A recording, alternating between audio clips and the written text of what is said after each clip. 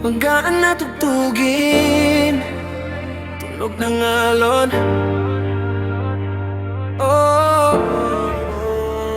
Boracay, islang puno ng ganda, ngunit may kwentong dapat nating balikan.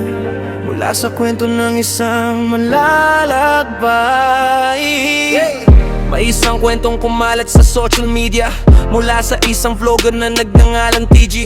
Siya'y nagbahagi ng kanyang karanasan pagbisita sa isla nitong buwan ng Mayo. Sa simula'y hindi nagkaila ang kanyang paghanga sa ganda na ang kalikasan na nasa harapan ng buhangin na puti at napakalambot. Dagat na malinaw tila salamin ng anyo. Ang mga tanawin ay nakakabigani ng mata. Maraming aktibidad na nagbibigay saya. Ang mga lokal na tao'y mainit ang pagtanggap. Kabutihan ng puso kanyang labis na pinasalamatan. Ngunit sa kabila ng ganda at ng kasiyahan, may mga bagay na kanyang napansin at sinigawan. Sabi niya sayang ang lahat ng kagandahan kung may mga bagay ding kulang at hindi maayos na pamamahalaan. Marami akong nakita dahilan kung bakit iba ang gusto at ayaw ng mga turista dito. Paghahambing sa ibang dagat sa Asia, kahit hindi kasing ganda mas pinipili pa. Dahil maayos ang takbo, maayos ang sistema,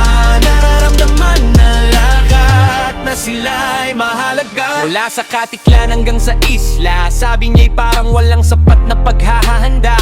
Mula Katiklan ang paputang Boracay, parang walang inilaan na maayos na daan at paraan. Abala sa komunikasyon, gulo sa transaksyon, prosesong hindi malinaw nagdudulot ng inis at pagod. Kahit sa paliparan may mga kakulangan, serbisyong kulang nagpapabigat ng damdamin ng malalakbay. Hindi lang doon, marami pang isyu ang binanggit. Ang presyo ng mga bilihin magkakaiba sa bawat pwesto. Walang maayos na regulasyon, walang tamang pagkakabukod. Mga naglalakbay na produkto laging nasa daan, agresibong pag-aalok, walang kontrol na nagaganap, nagiging abala sa mga turista na nais lamang magpahinga. Sabi niya sayang ang potensyal ng lugar kung hindi ayusin mananatili ang ganitong kalagayan. Tugtugin ay lumalalim, mas marinang damdamin. Ang ganda ay nandyan, nananatili hanggang ngayon. Ngunit ang sistema ang siyang nagiging hadlang. Bakit kailangang may pagkakaiba at gulo kung ang layunin naman ay magbigay ng magandang alaala? Nanawagan siya sa mga nasa pamahalaan at sa mga autoridad na may hawak ng kapangyarihan, magbigay ng maayos na sistema at suporta. Itama ang mga pagkakamali, alisin ang mga sagabal upang mapangalagaan ang pangalan ng isla. Ipinagmamalaki ng buong mundo, kayamanan ng ating.